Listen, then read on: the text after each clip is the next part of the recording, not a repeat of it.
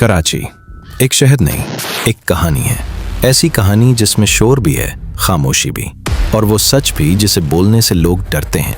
ये पाकिस्तान का सबसे बड़ा शहर है, मगर सबसे ज्यादा जख्मी भी। यहाँ ताकत हमेशा कानून से ऊपर रही, फैसले अदालतों में कम और गलियों में ज्यादा हुए।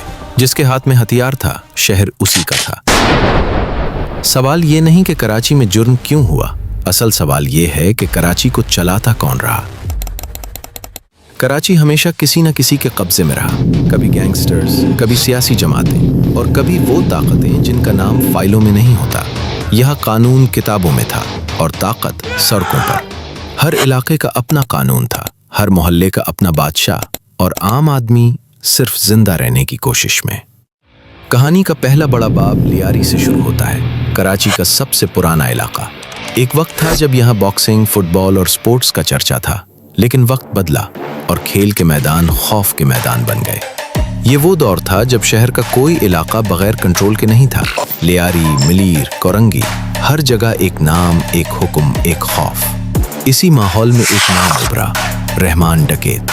लियारी का रहने वाला, मगर पहचान पूरे शहर में। जुर्म उसके लिए नया नहीं था, इसका खानदान पहले ही इस अंधी दुनिया का हिस्सा था।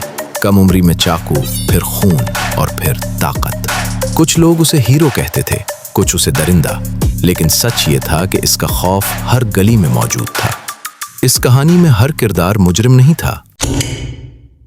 फैजू मामा एक आम आदमी था, बस अड्डे पर काम, टाइम कीपर की नौकरी और फिर मेहनत से ट्रांसपोर्ट का कारोबार। लेकिन कराची में कारोबार सिर्फ मेहनत से नहीं चलता, यहाँ तहफ्फुज़ खरीदना पड़ता है, भत्ते की शक्ल में। जो देता है वो बच जाता है। फिर एक और नाम आया, इरशाद पुप्पू। ताकत की भूख और खौफ फैलाने की ख्वाहिश। जब उसने भत्ते का मुतालबा किया और इनकार हुआ, तो इस इनकार की कीमत जान बनी। फैजू मामा को अगवा किया गया और कत्ल। ये सिर्फ एक कत्ल नहीं था, ये एक पैगाम था। रहमान डकैत मर गया, लेकिन लियारी खाली नहीं हुई। उज़ैर बलोच, एक बेटा जिसके दिल में सिर्फ एक चीज थी, बदला। लियारी अब एक निज़ाम था, पैसे जमा करने वाले, निशानेबाज और पुलिस से राब्ते, और सबसे खतरनाक बात, सियासत। ताकत सियासत के साए में और मजबूत हो गई। लोग उसका नाम आहिस्ता लेते थे। जब खौफ हद से बढ़ा तो रियासत को हरकत में आना पड़ा। कराची ऑपरेशन, रेड्स, गिरफ्तारियां और बड़े नामों का खात्मा। क्राइम कम हुआ, सांस मिली, लेकिन सवाल बाकी रहा। आज बंदूक कम नजर आती है, लेकिन ताकत अब भी मौजूद है। फर्क सिर्फ इतना है कि अब फैसले गोली से नहीं, फाइल से होते हैं। चेहरे बदले हैं, निजाम नहीं। कराची को न पुलिस चलाती है न सियासत, कराची को चलाता है ताकत का दबाव।